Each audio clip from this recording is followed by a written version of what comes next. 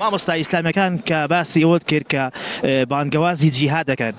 لە کاتی شەڕی داعشە تیرۆریستانی داعش بە هەموو شێوێک پێشمەرگەیان شەهید دەکرد بۆچی حزبە ئیسلامیەکان بەرامبەر بە کارە تیرۆریستەکانی داعش هیچ هەڵوێستێکیان نەبوو؟ حزبە ئیسلامیە کوردەکان لە ترسی مۆکیلەکانیان کە ئاماژەم بە هەندێک وڵاتم بە نمونە هێناوە لە ترسی مۆکیلەکانیان نانەوێرا بەرگری لە پێشمەرگە و دۆزی کورد بکەن بۆ چکە مۆکیلەکانیان وڵاتە بەناو دراوسێ وڵاتە بەناو ئیسلام و وڵاتە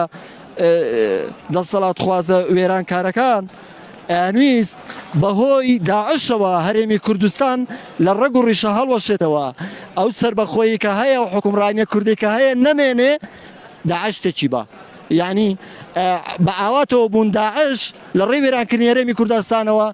خواستی داگیرکەری خۆیان بێتە دی بەڵام بە خۆشحاڵیەوە نەهاتە دی ئەو خەونیان لە گۆڕنا بۆیە حیزبە بەناو ئیسلامیە کوردەکان نانەوێرا لە ترسی مۆکیلەکانیان بۆی بودجیان نەبڕن بۆی حیزبەکان لێ هەڵنەوەشێنەوە چکە ئەوان دامەزرێنەری ئەم حیزبە بەناو ئیسلامیە کوردیانن نەک تاکی کوردی بە نەفەسی نیشتیمانی ئەم حیزبە ئیسلامیانەی دروست کردبێ تێبگەن گەنجەکان ئاکۆ شارۆژی هەر بۆیەوە نامێنێ من یەکجار نەسیحەتەکەم حتا لە ژیانتا ماوەن ئەم قسانە بکەنە حەڵقەیەک لە گوێتان گەنجەکان کوردوتەنی کاسبکارت بمرێ قەیناپەکت ناکەوێ بەس مشورخۆرت نەمرێ مشورخۆری عەقڵ مشورخۆری وریاکردنەوە هۆشیارکردنەوە ڕاستیە خوا بە عیبادەت بۆ حسابەکە کە دیفاع لە خاک و مۆتەنی خۆت بکەی دیفاع لە سەنگەرەکانت بکەی لە حکومڕانی نەتەوەکەی خۆت بکەی لە هاوڵاتی بوونی خۆت بکەی لە شارەکەی خۆت بکەی لە زێدی خۆت بکەی ئەمە خوا ڕێگەی یاوە و بە عیبادەتیش بۆ دەنووسێ کەچی ئەوان بەعەکسەوە نە ئاستن یەکێتی پارتی کە حکومڕانی دەسەڵاتیان گرتوۆتە دەست عەلمانی و کافرن هەر کەسێک لە ئەندامەتی ئەوان نابێت و چەک هەڵبگرێ دیفاع لە کوردستانیش بکە هەر بە کافر حسابە و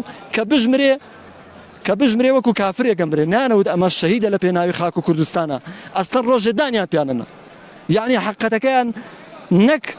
ئاشکرا نەکرد و دانیان پیانەنا بەڵکو حەقەتەکەیان قەڵب کردەوە عەکسیان کردەوە ئێستاش لە سایسەری ئەو حەقیقەت شوێنەرانی حەقیقەت ئێستاش هەزارە گەنج وا تێگەیشتووە کە دیفاعکردن لە خاکی کوردستان لە هەرێمی کوردستان لە حکوومەتی کوردستان هیچ عیبادەت نییە و هیچ ئەرکی نیشتیمانی نییە وا تێگەێنراون بەداخەوە بۆیە گەنجەکان وریابن دایک و باوکان مامۆستاکان هاوڕێیان ئامۆژگاری گەنجەکانمان بکەن بۆی ئەو ئینتیما نیشتیمانی کە دەستگا هەواڵگریە دوژمنەکانی کورد لە ڕێی حیزبی نائیسلامی و نازانم فلان حیزب و فلان شەخص و فلان گروپا کەوانە بە کرێگیراون بەردەوام لە کوردستان دێن و دەچن وەکو ژەهرێک بڵاو بنەوە بەناو کۆمەلگای کوردیا تکایە فریو نەخۆن و هۆشداری گەنجەکان بدەن من لێرەوە بە پەرۆشەوە بە دڵێکی پڕ لە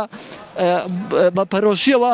هۆشداری گەنجەکان دەدەم تکایە وریابن ئەم ئامۆژگاریم بۆ هەتای درێژایی تەمەنتان بکەنە ئەڵقەیەک لە گوێتان وەکو پێم وتن